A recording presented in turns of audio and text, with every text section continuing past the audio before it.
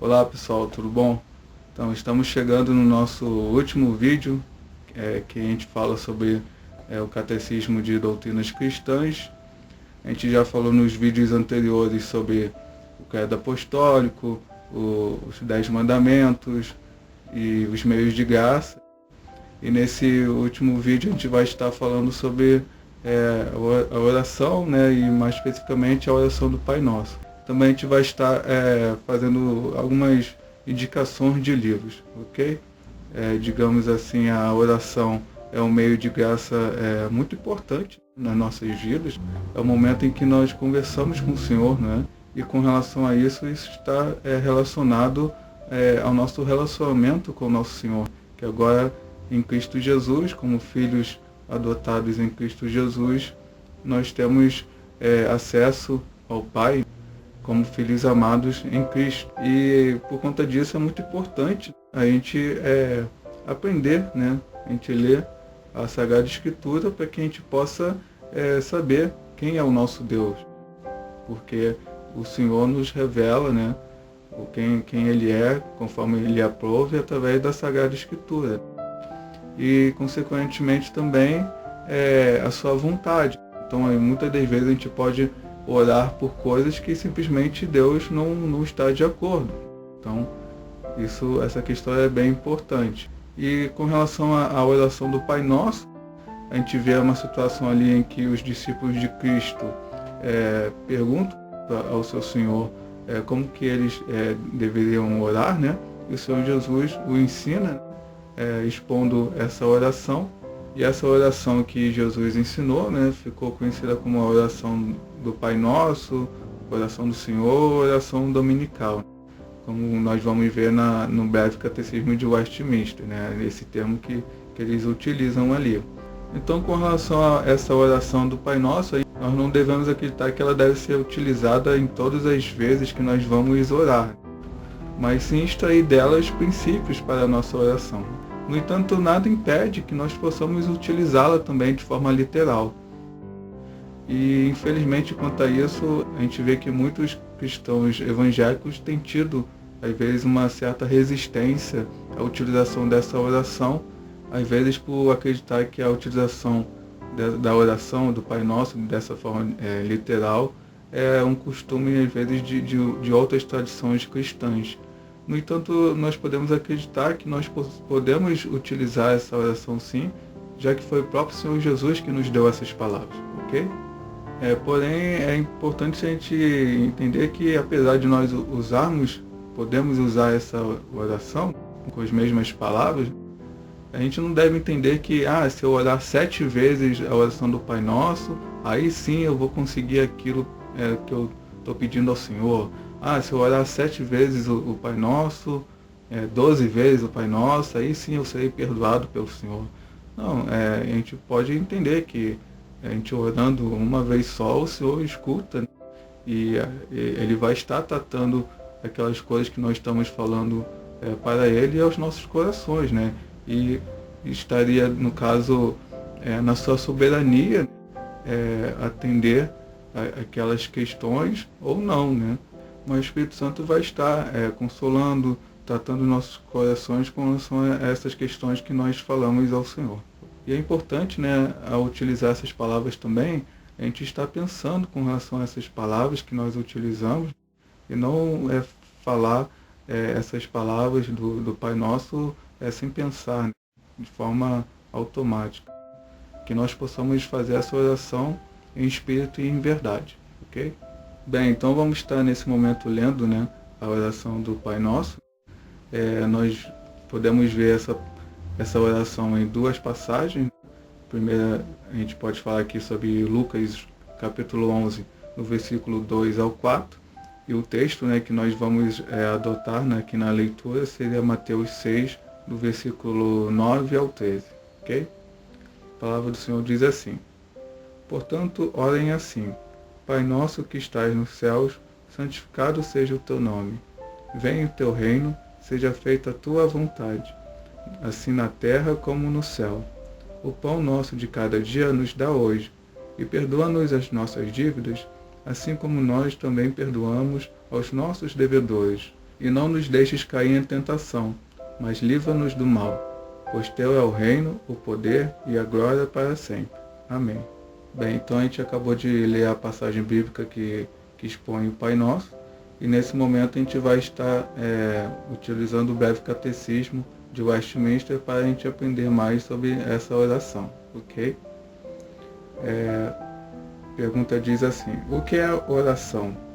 Oração é um oferecimento dos nossos desejos a Deus por coisas conformes com a sua vontade, em nome de Cristo, com a confissão dos nossos pecados e um agradecido reconhecimento das suas misericórdias. Que regra Deus nos deu para o nosso direcionamento em oração?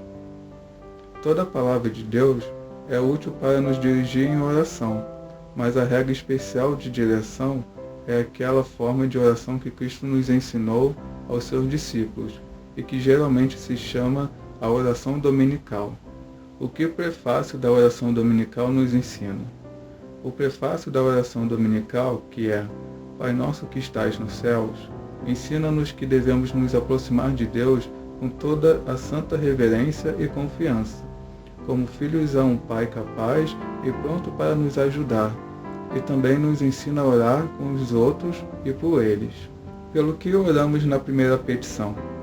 Na primeira petição, que é santificado seja o teu nome, pedimos que Deus nos habilite a nós e aos outros a glorificá-lo em tudo aquilo que se dá a conhecer e que disponha tudo para a sua glória. Pelo que oramos na segunda petição? Na segunda petição, que é venha o teu reino, pedimos que o reino de Satanás seja destruído e que o reino da graça seja adiantado, que nós, os outros, sejamos guiados a ele e nele guardados, e que cedo venha o reino da glória. Pelo que oramos na terceira petição?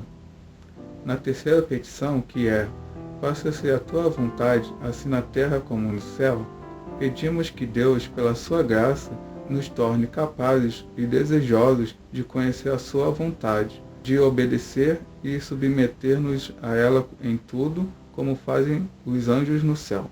Pelo que oramos na quarta petição?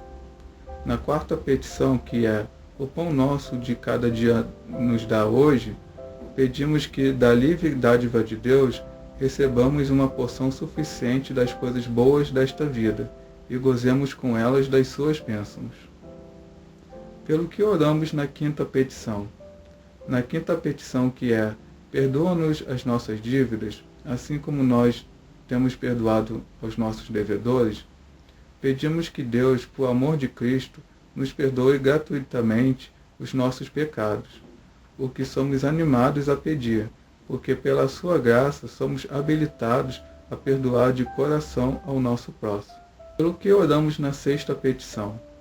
Na sexta petição, que é e não nos deixes cair em tentação, mas livra-nos do mal, pedimos que Deus nos guarde de sermos tentados a pecar, ou nos preserve e livre quando formos tentados. O que a conclusão da oração dominical nos ensina? A conclusão da oração dominical, que é pois teu é o reino, o poder e a glória para sempre, amém, nos ensina que na oração devemos confiar somente em Deus e louvá-lo em nossas orações, atribuindo-lhe reino, poder e glória. E em testemunho do nosso desejo e certeza de sermos ouvidos, dizemos amém. Bem, então nesse momento a gente está terminando a exposição sobre a oração do Pai Nosso e também o Catecismo de Doutrinas Cristãs. Lembrando que esse catecismo a gente aborda sobre temas básicos, sobre doutrinas básicas cristãs, e nós temos toda uma caminhada aí nessa vida para aprendermos cada vez mais sobre a palavra do Senhor. Sempre tem algo novo a se aprender e é uma caminhada constante que nós possamos ser abençoados pelo Senhor e capacitados por Ele, pelo Espírito Santo, para que nós possamos cada vez mais aprender sobre Ele, a sua vontade e o seu querer sobre as nossas vidas, ok? Então, nesse sentido, para que nós possamos continuar esses estudos, a gente vai estar indicando alguns livros para para vocês. Bem, peguei aqui uns livros aqui. Então, primeiros livros que eu gostaria de indicar para vocês seria, digamos assim, nível básico, ok? Lembrando também que os livros que nós vamos indicar aqui seria com relação à tradição reformada. Às vezes a pessoa que está vendo esse vídeo faz parte de uma outra tradição, então já, digamos assim, avisando que esses livros eles são mais focados para as pessoas que queiram estudar sobre o ponto de vista reformado. Então, o primeiro livro aqui, que é uma Bíblia, né, que eu gostaria de indicar, é a Bíblia de Estudo de Genebra. Acho que essa Bíblia de Estudo ela é muito boa, né? E por que eu estou indicando ela, né? Ela tem, digamos assim, várias ferramentas. Então eu poderia dizer aqui que uma das ferramentas que ela teria seria os símbolos de Westminster e as 3 formas de unidade. Então dentro daqui da Bíblia de Estudo de Genebra, nós vamos ter Confissão de Fé de Westminster e os 2 catecismos. E as 3 formas de unidade seriam a Confissão Belga, o Catecismo de Heidelberg e os Cânones de Dort, ok? Então, isso já é bem interessante, porque a pessoa, sob o ponto de vista reformado, né, já vai poder estudar sobre essas confissões que, digamos assim, seriam norteadores dessa tradição e poderiam ensinar bastante sobre as doutrinas desse ponto de vista, ok?